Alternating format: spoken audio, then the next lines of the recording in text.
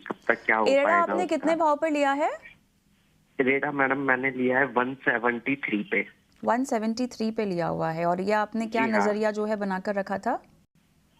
Ma'am, मैंने तो ये लॉन्ग टर्म का बना के रखा था, लेकिन अब वो कभी कभी ऊपर भी चला जाता है, नीचे भी चला हाँ, जाता है, तो मैं सोच रहा था कि कब तक होल्ड कर सकते हैं 173 के इसको। भाव पर। चलिए ठीक है। गौरांग, इनका नजरिया लंबा है। 173 हालांकि इनकी बाइंग प्राइस है, ये बता रहे हैं। हाल फिलहाल तो कोई स्टैंड अलोन कवरेज है नहीं, लेकिन एक बात बिल्कुल कहना चाहूंगा कि जब इसका आईपीओ आया था आईरिडा का, तब लंबी अवधि के लिए हमने निवेशकों को निवेश करने की राय दी थी। और जो स्तर पे आईपीओ दिया गया था, जो स्तर मेरे ख्याल से 200 के पार भी पहुंचा था या 200 के करीब भी पहुंचा, और फिर एक दायरेबंद कारोबार, नीचे की सर्किट ऊपर की सर्किट। लेकिन एक दो बात जो बुनियादी तर्क के आधार पर मैं कहना चाहूंगा यहाँ पर, और जो मैनेजमेंट की बातें मैंने सुनी है कि और सरकार की तरफ से नई ऊर्जा उत्पादन क्षमता तो लगेगी, तो इस कंपनी की एक अहम भूमिका होगी।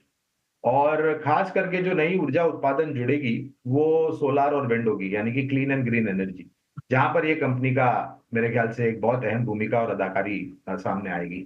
मैनेजमेंट ने ये भी कहा था कि ऑर्डर बुक इस वित्तीय वर्ष, नया वित्तीय वर्ष FY25 के लिए बहुत सक्षम और मजबूत है, और आने वाले वर्ष में वो उतना ही मजबूत रहेगा। अब सरकार को लेकर के, चुनावी नतीजों को लेकर के, सिर्फ आईरिडा में नहीं, अमूमन सभी सरकारी कंपनियों में हमने नीचे के तरफ के दायरे देखे।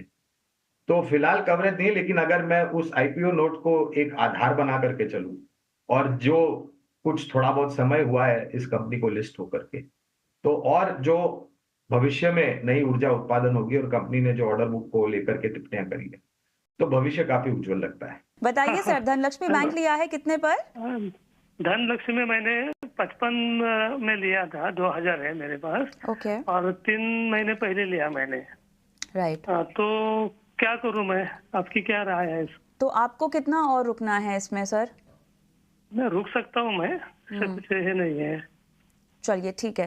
तो एक न्यूनतम नजरिया हम दिला देते हैं आपको रत्नेश से। रत्नेश बताइए, इन्होंने 55 पे लिया हुआ है, almost closer to 52 week high भी हमने देखा, अराउंड 59 के आसपास बनाया इसने।